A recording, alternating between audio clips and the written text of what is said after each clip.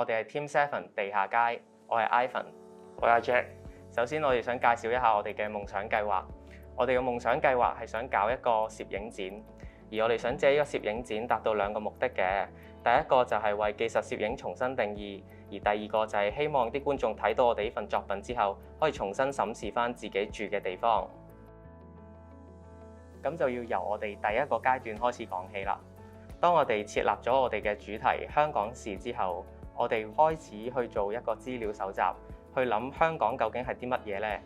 我相信每個人嘅諗法都唔同，而我哋就係想捉住一點，究竟我哋對於香港係有啲咩嘢嘅感情咧，有啲咩嘅印象呢？所以我哋就延伸落去，用18區作為一個主題，每一區會有一張相去代表嗰一區嘅印象。而我哋一開始會進行一個資料搜集，去上網去揾一啲關於嗰個地區嘅一啲特色啦，去一啲特色嘅建築，或者係當中有啲咩人民嘅情懷可以去捕捉到呢。咁當我哋上網揾完一啲資料之後，我哋亦都會落區去睇一睇，實地考察一下究竟有啲乜嘢建築物係可以適合去影啦，而可以將啲元素擺入我哋嘅作品入面。咁再之後，我哋就開始去構成我哋呢幅畫，喺個電腦嗰度將圖像平面設計結合攝影，就成為咗我哋嘅作品啦。咁而家我哋直至而家為止咧，我哋完成咗4張嘅作品，咁當中都係九龍區嘅。咁我哋之後會逐漸咁完成埋新界同埋港島區嘅作品。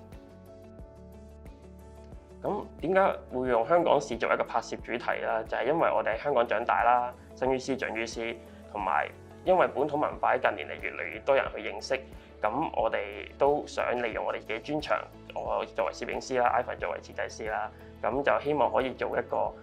作品係呈現翻香港18區獨特嘅特色，用唔同嘅人同事同埋建築物去構成一幅又一幅唔同嘅作品，令到大家可以重新去認識呢個香港。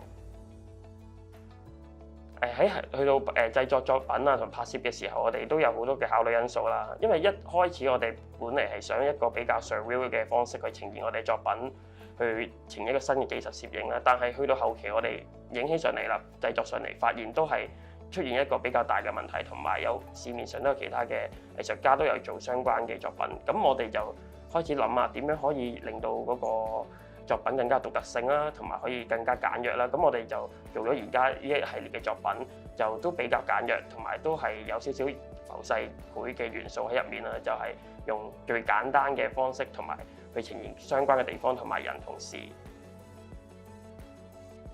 我哋嘅作品其實就係因為我係攝影師，佢係設計師啦。咁我哋都想用一個比較平面嘅方式，同埋突破平時我哋睇相啊或者睇技術攝影嘅方式，就係用一個比較 graphic 上嘅畫面去呈現翻當地嘅特色同埋人啦。所以就喺唔同嘅作品入面都會見到一啲唔同嘅好似 pattern 啊，一啲嘅人喺度，或者係一個shape 啦。咁呢樣嘢就係想令到啲人會諗起呢個地方其實喺邊度嚟嘅咧？咁可能原來個作品嗰個係嘉頓嗰個麵包廠嚟嘅喎。咁前面有個推車仔個婆婆，咁呢個就係可能對好多人眼中嘅深水埗係咁樣啦，而我哋嘅眼中深水埗都係咁樣，所以就令到我哋揀咗嘉頓嗰個牆嘅一格格嗰條線去做一個作品出嚟，去凸顯深水埗嘅特色。喺合作期間咧，意見不合呢個一定有啦，因為有時我同 Ivan 可能喺作品嗰個創作上嘅表達方式上面都有啲唔同，因為一開始可能大家都仲未好決定到嗰個作品用乜嘢嘅方式去呈現，咁令到大家可能都有少少爭拗嘅，都可能話我想嗰個作品係幾實，即係真實啲，我冇咁 graphic， 但係可能 Ivan 會想簡約啲 graphic 啲，咁我哋最後都係不斷試咯。可能我做一張作品，佢做一張作品，咁大家就去大家評價大家，咁可能最後原來都係 graphic 啲特別啲啊，好睇啲，所以就會就合作到去出到一個作品出嚟啦。就正如阿 Jack 所講啦，佢係負責攝影嘅，而我係負責設計嘅。咁當中我哋一齊出去攝影嘅時候咧，就會遇到一啲嘅爭拗啦。咁就例如佢攝影嘅時候就係想攞一個角度而去做到成個作品啦。咁我站喺一個設計嘅立場，就當然係想多啲嘅素材去進行一個設計啦。咁所以當中咧，我哋會有少少唔同角度嘅爭拗咯。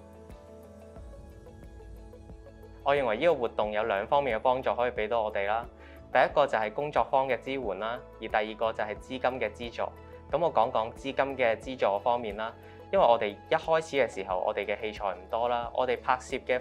角度好有限啦，咁所以我哋將一啲金錢去投放咗落去買一啲器材上面，去提升我哋攝影嘅一啲角度啦。咁就例如我哋會添置咗航拍啦，可以令到大家會有一個唔同嘅角度去認識香港究竟係點樣嘅咧。或者等我講一講喺去過唔同工作坊嘅經歷啦。咁聽過佢哋創辦人分享之後咧，佢哋嘅正面態度令到我哋喺作品上面嘅製作咧都好有幫助，令到我哋唔會再成日困喺個死胡同入面，諗唔到點樣做下一步嘅作品。